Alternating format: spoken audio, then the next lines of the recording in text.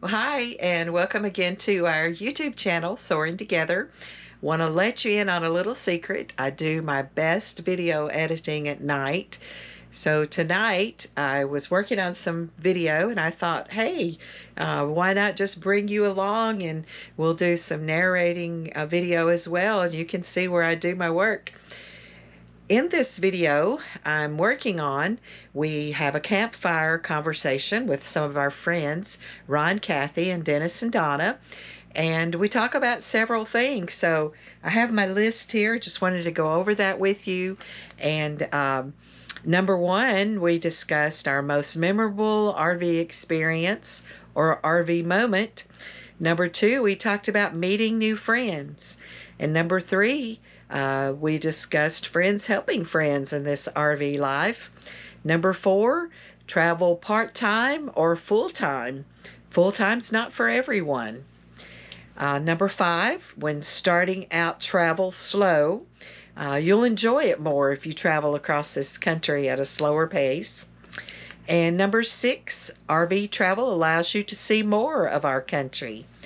And then in number seven, Donna gives us some tips where she has researched RVing other countries. So I hope you enjoy today's video and enjoy the campfire with us. We are Ricky and Denise. We sold everything in 2020 and hit the road to RV full time.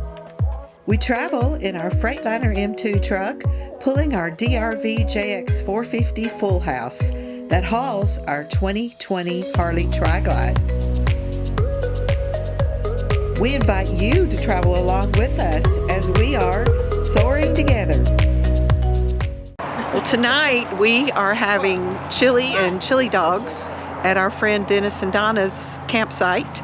So we're just enjoying sitting around the campfire talking and let you in on some of the conversation.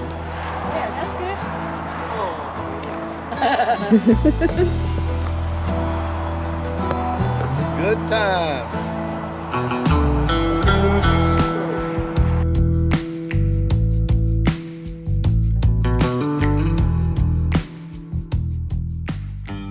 Kathy, what is your most memorable RV experience? How about the time at Lake Dillon when I backed up and had to... That is so true. Okay, so we backed up Lake Dillon and we backed right onto the lake.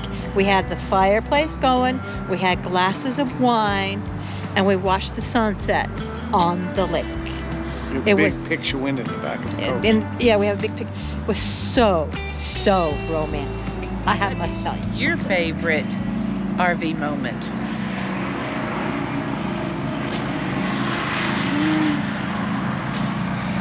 Who's thinking? That's the batteries right there. Probably Grand Canyon. And we skydived there too. Okay, here's one for Dennis. I will say. I will say that I enjoy this right here. Yeah. No matter where I'm at, Yeah. I can talk to anybody. Everybody's friendly. We can socialize. We can have fun. You get to meet people that otherwise you would never, ever meet. Yeah. Well, That's true. and everybody asked me, I said, I enjoy going to the places that we go, but the people that I've met, it's priceless. Yep. It's just, you know, you're like we were talking about before, there are some folks that I don't know why they buy RV. They just, buy them, park them, stand them. You don't ever see them. Of course, I don't operate that way, but we have met, and I say this all the time, but like meeting Don from New Jersey. When I left home, if you'd asked me if me and a dude from New Jersey is going to become real good friends, I said, you done lost your mind. There ain't no way. But that's the whole thing about it. I mean, and it's just a great time of sharing experiences, meeting people. Well, just like the HDT rallies. We have met a tub full of people at them because it's kind of like a park, but, with different attitudes or opinions on things, and it's priceless to me. One shared trait that I have found among probably 99% of the RVers is the willingness to always help your fellow somebody RVer. Yes. And you can live in a huge subdivision and not even know your neighbors. But this community just invites you to get to know your neighbors and just always lend a helping hand, really. But I've got the question for you now. If you had a choice, would you sell the house and everything? This is a setup. No, no, because we have talked about this, but not in a long time. Seriously. Would you prefer to keep the house and travel the on and off schedule that we kind of do, couple months on, couple months off, or 3 months on. would you prefer to sell the house and spend, say, the next 4 years just traveling the country full time? I probably, because we've got an extended family now, I probably like the 3 months on, 3 months off. Unless you're not there. That's when I would Aw. not want the house and just How wander. sweet. So I am what completes this experience for you. Correct. And you for me. Correct. And full-time's not for We get- everybody. We get, No, it's not. we stay at the house too long. You get itchy feet.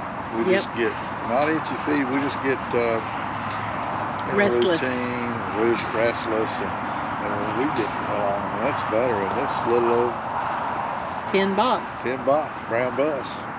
Well, everybody's got really good memories of camping trips when they're kids. Everybody does. Oh yeah. All this is now you're just expanded your family to more friends now. Yeah, because I know The first year we really started RVing, it was pretty much just me and him. And we went out on a 2-month trip, then we did the 6-month trip.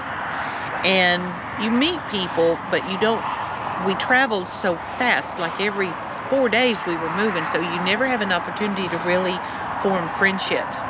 And we had been told that's one of the big mistakes that so many people make their first year is they feel like they got to hurry up and see everything, and you burn yourself out, because this can be a very exhausting lifestyle, very physical lifestyle.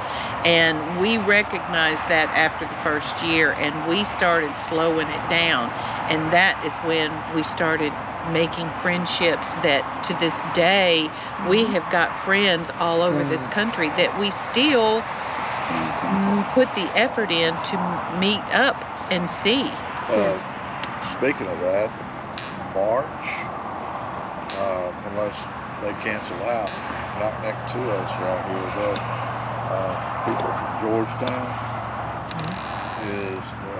they're going to stay here for a month with us, and we met them at the Balloon Festival in Albuquerque, New Mexico, and struck up a friendship, and we've been in touch with them ever since. For years now. Yeah. Kids. Yeah. So earlier you were talking about traveling the country and seeing all the places that you wouldn't see if you were flying there. Tell us a little bit more about Tell that. them what you said there when you got about It's just that when we first started, I wanted to see the country. I really wanted to start traveling again. And before I really started going overseas, I wanted to see this country. And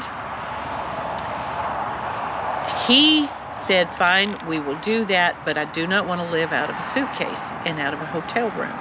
So he said, if you can find a way that we can travel and do that, then I'm on board. So this is when I came up with the big bus and people just traveling for months at a time.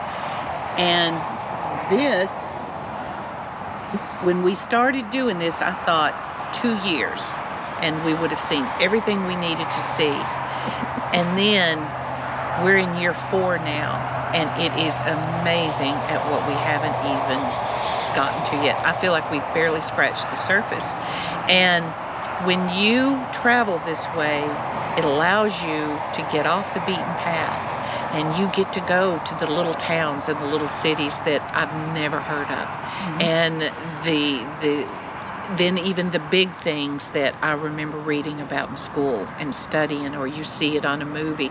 And to this day, we will watch a show and we're like, oh my gosh. Been there. We've been there. I stood there. I walked down that street, and it's like it just brings it all to life for you. And you don't get that experience when you are hopping on a cruise ship or on an airplane and you're flying in someplace, because you have such a narrow radius that you can really get out and explore. And that's why I love all those other ways to travel, but I just think if you really want to see this country and how beautiful it is and meet some of the most fabulous people, you got to do it this way.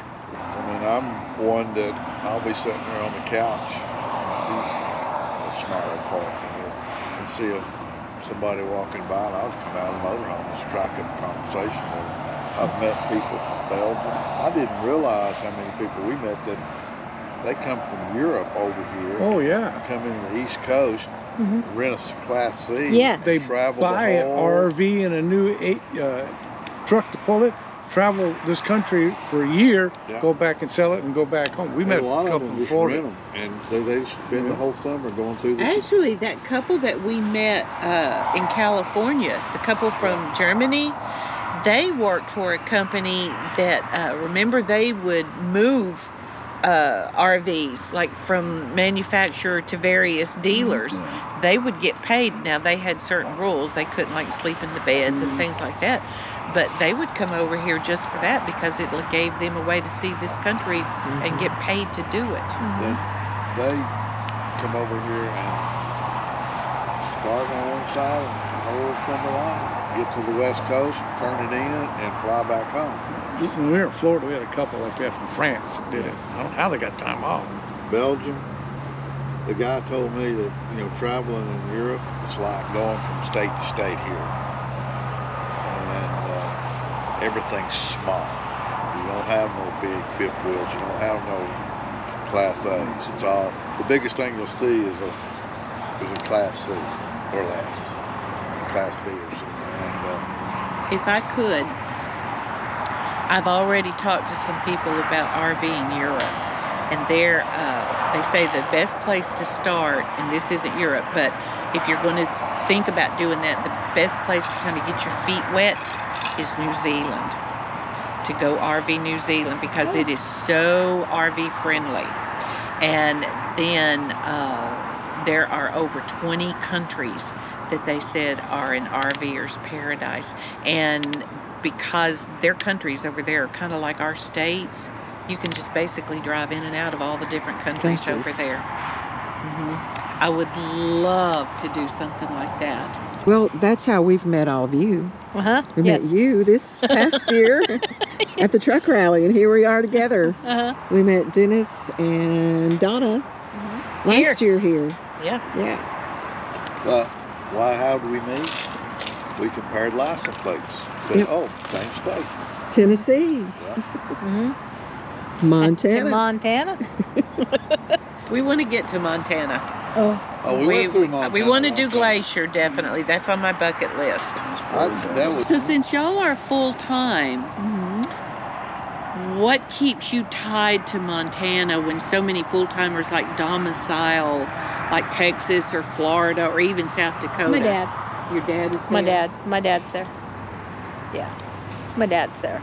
And so, I want to spend more time with him. I just don't want to do it in the wintertime. It's cold. And there's a lot of snow. So I'll come down here where it's warm and hang out with all you lovely people and then go back in the summertime.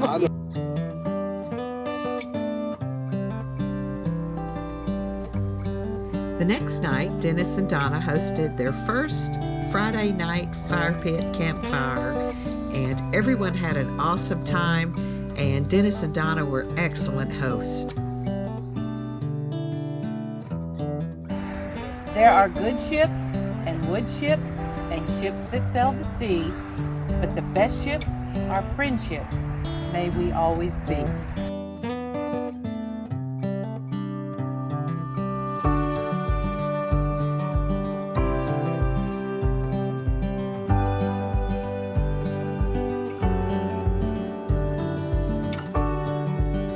So don't forget, like and subscribe so you don't miss out on our journey as Rickey and I are soaring together.